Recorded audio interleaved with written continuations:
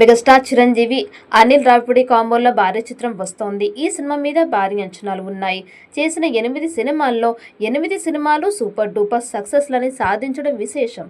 ఇక ఇప్పుడు చిరంజీవితో చేస్తున్న సినిమాతో 9వ విజయాన్ని దక్కించుకోవాలని చూస్తున్నాడు. ఈ సినిమాని ఎలాగైనా సరే సూపర్ సక్సెస్ చేస్తాను అనే ఒక కాన్ఫిడెంట్తో ఆయన ముందుకు సాగుతూ ఉన్నాడు. ఇప్పటికే ఈ సినిమాలో చిరంజీవికి జోడీగా నయనతారని ఎంచుకున్నారు. ఇక ఈ సినిమాలో సెకండ్ హీరోయిన్కి కూడా అవకాశం ఉందట. అందుతున్న సమాచారం ప్రకారం అయితే ఈ సినిమాలో సెకండ్ హీరోయిన్గా మీనాక్షి చౌదరి నటించే అవకాశాలైతే ఉన్నాయి. సంక్రాంతికి వస్తున్నాం సినిమాలో మీనాక్షి చౌదరి చాలా బాగా నటించింది. అందంతో పాటు నటనతో ఆకట్టుకుంటోంది.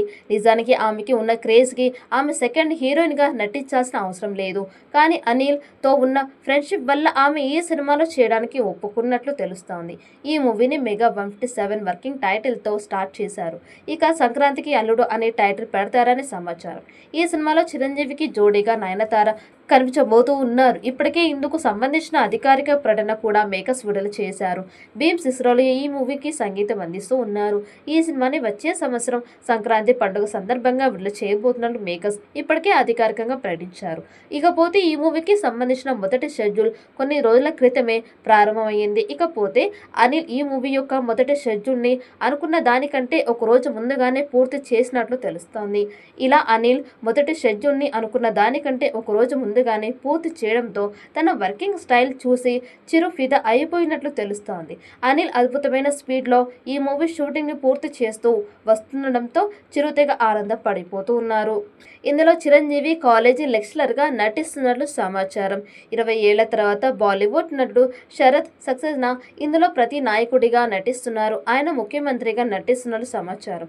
ముఖ్యమంత్రితో డి అంటే డి అనేలా కొన్ని సన్నివేశాలని కొద్ది రోజుల్లో తీయనున్నారు.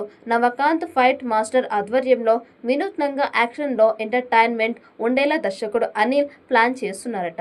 ఆల్రెడీ సంక్రాంతికి వస్తున్న తరహాలో కాకుండా అంతకు మించి చిరంజీవి శైలిలో ఉంటుందని తెలుస్తోంది.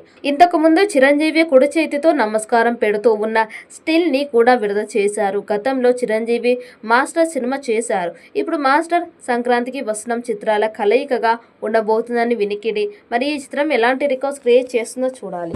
ఈ వీడియో మీకు నచ్చినట్టయితే లైక్ చేయండి, షేర్ చేయండి. మరిన్ని అప్డేట్ కోసం మన ఛానల్ని సబ్స్క్రైబ్ చేసుకోండి. ఈ వీడియోపై మీ అభిప్రాయాన్ని కామెంట్ బాక్స్లో కామెంట్ చేయండి. నోటిఫికేషన్ కోసం పక్కనే ఉన్న గంట సింబల్ని గట్టిగా నొక్కండి.